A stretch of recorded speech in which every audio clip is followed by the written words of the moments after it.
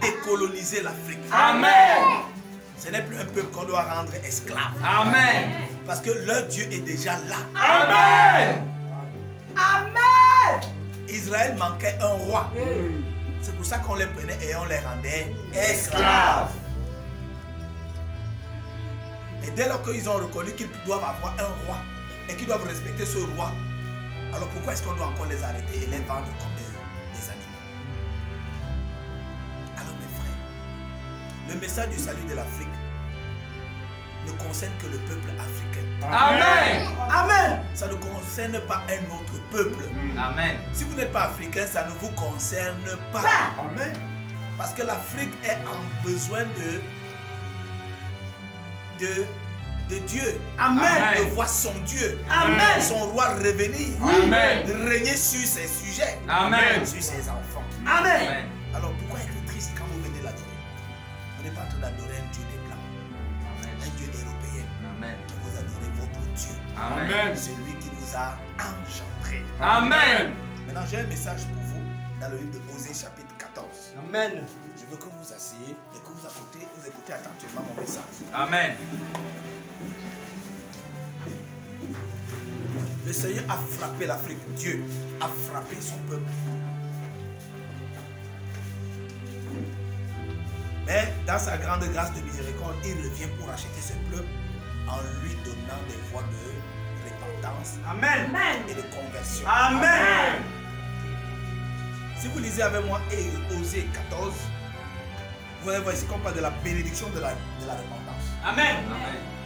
Donc, quand vous vous repentez, il y a une bénédiction qui va se Amen. Amen. Amen. Celui qui est rebelle ne se repent pas. C'est pour ça qu'on dit qu'il est venu pour punir les rebelles. Amen. Et pour libérer ceux qui recherchent vraiment le salut. Amen. Donc, il y a une bénédiction dans la repentance. Amen. Il y a une bénédiction qui vient quand quelqu'un s'est sincèrement repenti. Amen. Et qui s'est converti vers son Dieu. Amen. Amen. Amen. Car l'adultère que vous entendez parler ici, ce n'est pas l'adultère physique, c'est l'adultère spirituel. Amen. Ton esprit commet adultère avec un autre esprit. Ton esprit commet trahison avec un autre esprit. Ça veut dire que tu es marié à un esprit. L'esprit de Dieu, ton créateur.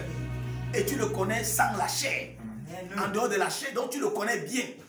Et tu sais que c'est au travers de son esprit que ton esprit vit. Maintenant, comment commettre adultère?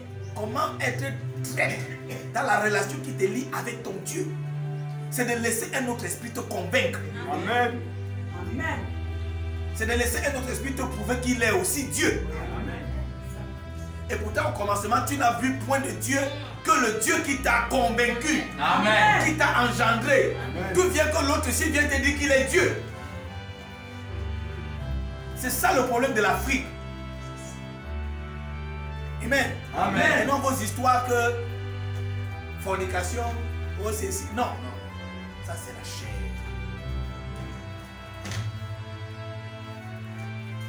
C'est ça qu'on appelle ici un péché irréparable.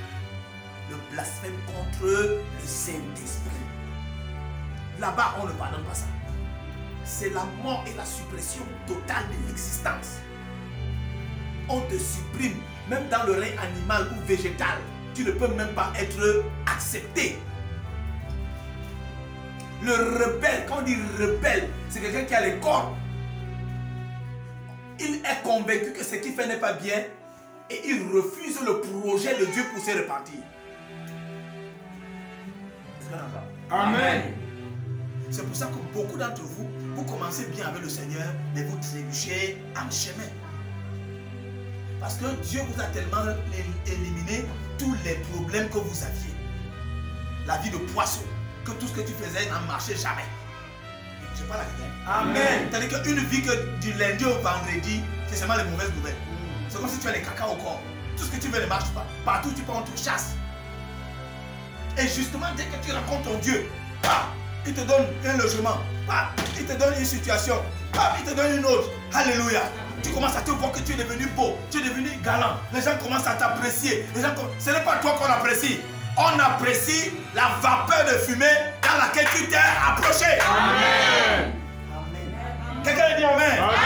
Je dis que on apprécie la vapeur de fumée dans laquelle tu t'es approché. Toi-même, ce n'est pas toi qu'on apprécie. C'est pas toi qu'on apprécie. Amen. On apprécie l'odeur où tu es passé. Amen. Cette bonne odeur qui t'a enveloppé. C'est cette odeur qu'on apprécie. Amen. Alléluia. Amen. Et dites-vous que, mon ami, je sentais mauvais avant. C'est que je suis passé quelque part. Quelqu'un avait un terrible parfum. Quelqu'un avait une onction. C'est cette onction qui m'a oint. C'est pour ça qu'on parle de ceux qui sont oints de l'Esprit de Dieu. Ceux qui sont oints de l'huile sainte. C'est cette huile qu'on voit et qu'on apprécie. C'est cette huile qu'on élève. Parce que cette huile, on ne peut pas rabaisser cette huile. Amen. Lui là, c'est quoi? C'est le maître lui-même. Amen. C'est lui-même partout là où il passe. Tous les esprits reconnaissent. Amen. Ça, c'est la majesté de la majesté. Amen. Donc, quand il te oint de ses vêtements, tu n'existes plus. C'est ton visage qu'on voit. Lui, on ne le voit pas. Mais c'est son odeur qu'on sent. Amen. C'est pour ça qu'il fallait que la bénédiction de Jacob, alléluia, Amen. qui était la bénédiction d'Ésaü. Amen. Amen. Amen. Parce que Jacob était déjà un mauvais nom. Oui. Alléluia. Oui. Mais il fallait qu'on prouve que celui qui est devant moi, ça doit être Ésaü. Amen. Quelqu'un comprend ce que je veux dire? Amen. Quelqu'un comprend ce que je veux dire? Amen. Donc, il fallait que le Père vienne humer l'odeur, alléluia, Amen. qui était appréciée de Dieu. Amen. Amen. Wow. Humer l'odeur que Dieu, écoutez, ce n'est pas tous les parfums qui veulent le sentir. Amen. Il a un parfum spécial. Dis à ton voisin un parfum spécial. Un parfum spécial. C'est ce parfum-là qu'il faut sentir. C'est ce parfum-là qu'il faut sentir. Alléluia. Amen. Il fallait donc que Jacob aille porter les habits de sancteur d'Ésaü. Il devait aller porter les habits de sancteur, c'est-à-dire de l'onction, de l'odeur appréciée de Dieu. Amen. Donc, quand il venait avec lui, je suis Jacob, ça ne recevait pas, ça ne prenait pas, ça ne touchait pas Dieu. Même s'il devait offrir toute sa vie, il allait manger ça une job. Alléluia. Amen. Je ne mange pas les choses de Jacob, même s'il vient me donner ça avec trop de larmes. Mais si c'est Ésaü, alléluia. Amen. Qui parle? C'est Jacob ou Ésaü? Il pourrait dire que c'est Jacob. Il pourrait dire que c'est Jacob. Non. Il a dit quoi? Mais la voix, si c'est la voix de Jacob. Mais il devait maintenir en disant que c'est Ésaü. Alléluia. Amen. Dieu fait la même chose avec vous. Amen. Est-ce que toi qui me parles, c'est Yanda ou c'est Ebobi? C'est Yanda ou c'est Ebobi? Tu dis c'est Yanda. Alléluia. Amen. Il dit Dieu, je te sens. Dieu, je te sens. Alléluia. Amen. Et maintenant quand il vient, il sent. C'est l'odeur de Yanda. Alléluia. Amen. Il touche. Ah, ce sont ses poils. Amen. Mais pourquoi la voici? C'est la voix de mon ennemi qui est rebelle. Qui comprend ce que je veux dire? Amen. Qui comprend comment la fait la marche? Amen. Ce n'est pas toi. Dieu ne cherche pas à provoquer sa colère. Ne cherche pas. Ne cherche pas. Je m'adresse à quelqu'un. Amen. Amen. Reprends le verset 1. Israël, Israël, reviens à l'Éternel. ça s'adresse à qui? Israël. Ça s'adresse à un autre peuple. Dieu ne veut que son peuple. Amen. Son alliance est avec son peuple. Amen. C'est lui leur Dieu. Amen. Il n'est pas le Dieu de tous les peuples. Amen. Alléluia. Amen. Quand il parle, il dit Israël, c'est toi qui peux revenir. Amen. Parce que c'est Dieu qui l'appelle. Tu ne peux pas aller vers Dieu s'il ne t'appelle pas. Amen. Qui comprend ce que je veux dire? Amen. Ne peut venir vers Dieu que celui qui lui appartient et avec qui il a fait alliance. Et qui peut obéir à son appel. Amen. Et qui peut venir à son onction. Amen. Amen. Amen. Je vous dis, le rebelle ne peut pas. Amen. Le rebelle ne peut pas entendre Dieu parler, il obéit. Il a la puissance de venir. Parce que le rebelle, il est réservé pour le jour de la grande colère de Dieu. Amen. Amen. Amen. La colère de Dieu, toute sa colère est réservée pour le jour où il va détruire le rebelle. Amen. Donc la rébellion attire l'onction de la colère de Dieu. Amen. C'est pour ça que je veux dire à certaines personnes, ne soyez pas rebelles pour jouer les petits démons. Les petits hypocrites. Les petits gens qui se mettent en colère. Les petits gens qui trahissent. Restez dans l'alliance que vous avez depuis le commencement. Car Satan, depuis le commencement, est rebelle. Or, toi, depuis le commencement, tu es un adorateur. Comment subitement tu tombes devant ton Dieu? Tomber veut dire, tu le réunis pour aller prendre un autre esprit. C'est ça qu'on veut prendre. Oui. Oui. Parce que tu vas porter une odeur à toi. Oui. Et que tu viens devant ton Dieu dit que tu m'as trahi. Mais je t'ai trahi comment? Mais tu sens le baptême. Ça, ce n'est pas mon odeur. Tu as embrassé qui? Non, c'est que je t'ai dit la famille. Répands-toi, dis que je te demande pardon.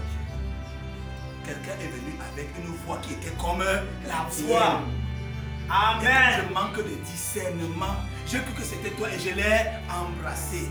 Maintenant, moi-même, je me suis rendu compte qu'il y a une odeur qui m'a quitté. Il y a une onction qui m'a quitté. Et j'ai comme l'impression, quand tu me parles maintenant, je me fâche. Oui. Exact. Mais tu te fâches comment? Comment tu as su que tu es nu? Mais depuis un moment, pourquoi tu n'as jamais eu à penser que tu es nu? Qui t'a appris que tu es nu? Amen. Qui t'a enseigné ça? Amen. Qui t'a donné cette onction?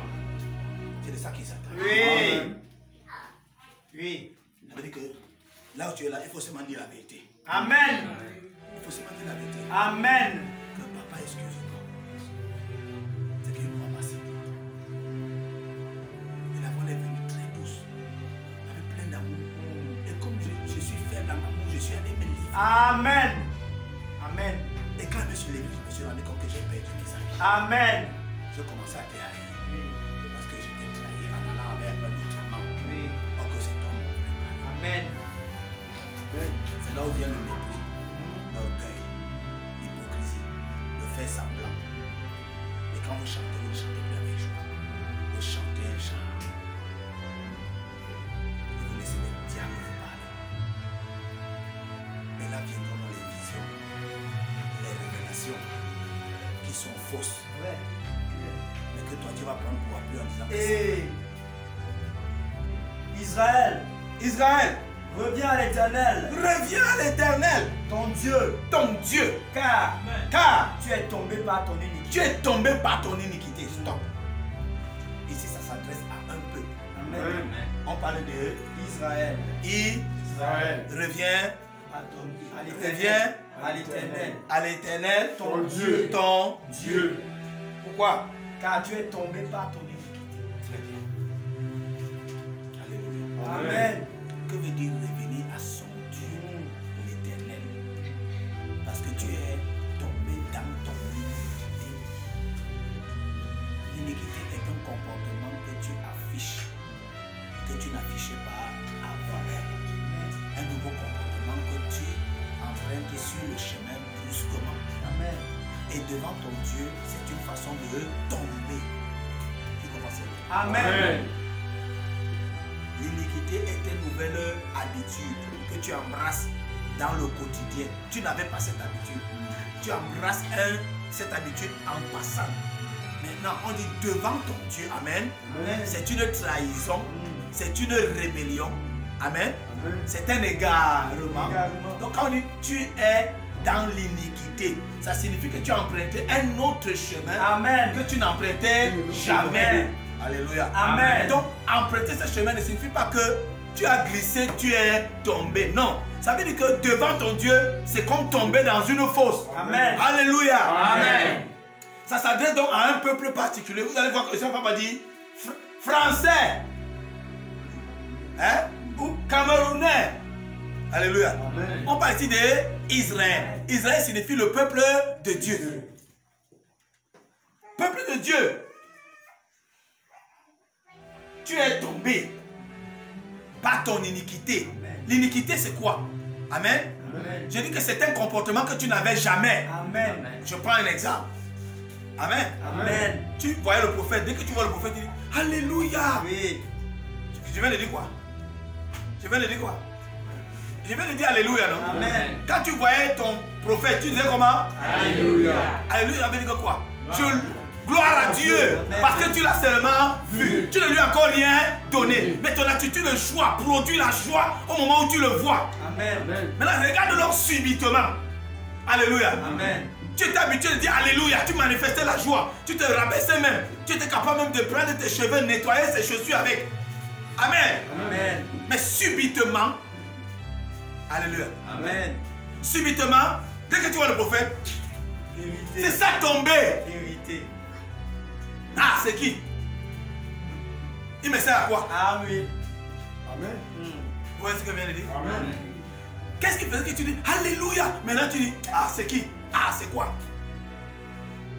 Le peuple de Dieu Israël était habitué que quand on parle de Dieu, ils savent que c'est Dieu qui les a délivrés de l'Égypte, Amen. du déluge, de la pauvreté, de la mort. Et quand ils entendent parler de ce Dieu, ils chantent avec exaltation. Amen. La joie, la puissance de ça. Alléluia. Amen. Ça montre que quelqu'un vient de reconnaître qu'il est devant le Tout-Puissant. Amen. Et que ce Tout-Puissant lui a fait tellement de bien. Amen. Amen. Et il faut que tout le monde entende parler de ce Tout-Puissant. Cet homme a fait du bien. Je te dis, il a fait ceci, il a fait cela, il a fait ceci. C'est mon Dieu. Oh, c'est là. Alléluia. Amen. Tu fais tellement du bruit. Parce que le monde doit savoir qui est Dieu.